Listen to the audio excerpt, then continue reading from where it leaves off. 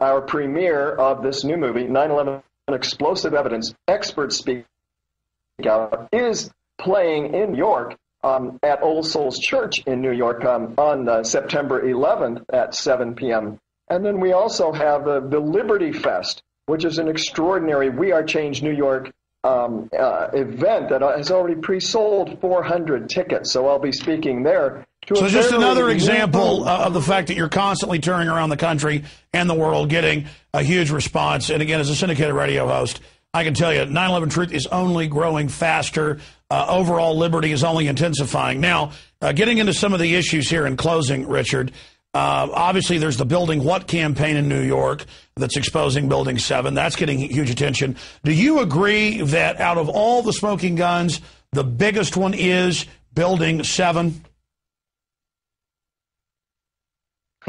Yeah. You know why, Alex? Because a child can look at that building and know that it's being blown up. You can tell that child, do you know our government told us that a few small fires, well, they call them big, brought this building down?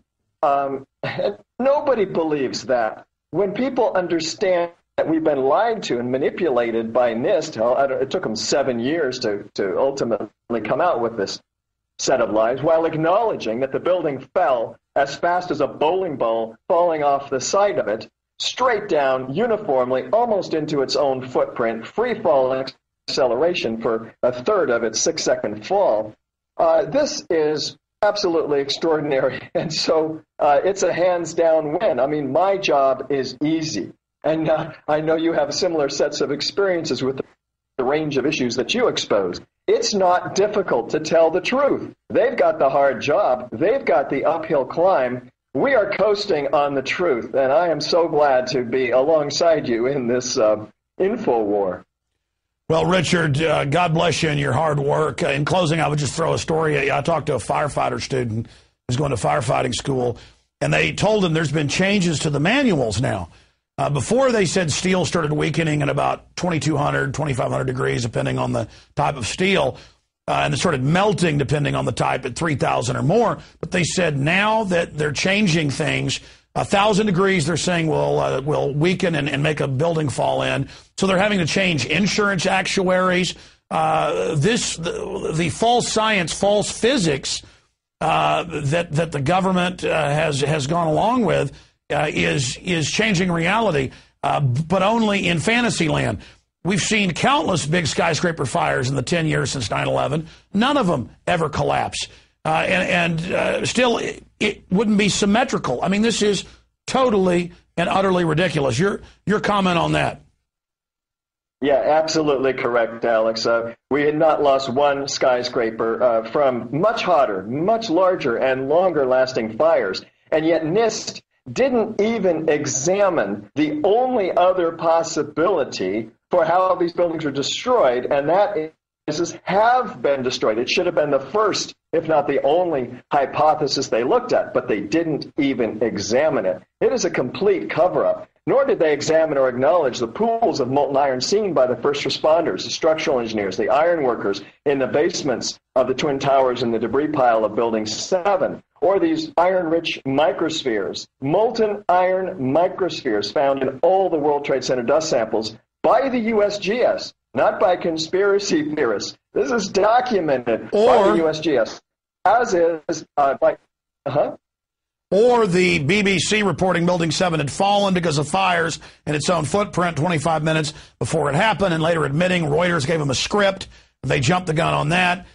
Or the police saying, get back, we've been told they're going to blow it up. I've talked to the officers, not just watch the news cams. And then the pro-official story people say, oh, you're saying cops blew it up. No, cops were compartmentalized, told, we're blowing it up, get back. So the cops are like, all right, they're blowing it up. Get back. And I remember that day on the news, on the radio, they said, we're looking at blowing up Building 7 to protect other buildings. Then they blew it up and said, we didn't blow it up. Richard Gage, God bless you, and thank you for joining us. And I know that a couple more anniversaries coming up here that we are going to be able to clearly show that 9/11 Truth has certainly, at least in the court of public opinion, exposed the true perpetrators. Thank you so much, sir. That's right, Alex. I'm with you on that one. Thank you so much. Bye-bye. Thank you, Richard. All right, that's it for this special pre-9/11 10th anniversary edition. We appreciate Richard Gage joining us, the rest of the crew doing a great job this week.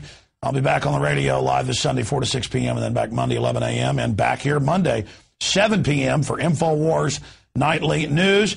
Richard's Skype was a bit choppy, but the information cut through, and that's what's important. Please, if you're not a subscriber to pacman.pt.vu, support alternative media. Go to InfoWarsNews.com and check out the special reports section, the nightly news section, the daily radio/TV section, my rants section at InfoWarsNews.com or PrisonPlanet.tv.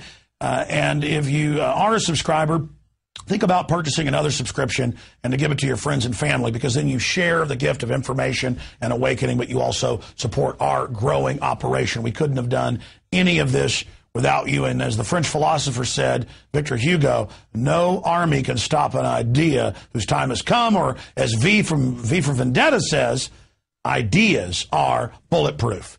Be safe. Have a great weekend. And we will see you again back here 7 p.m. next Monday.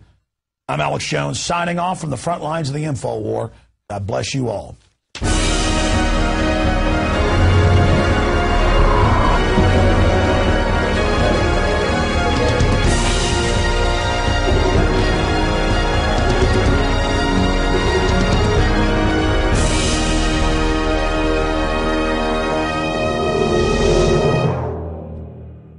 We have called you together to inform you that we are going to overthrow the United States government.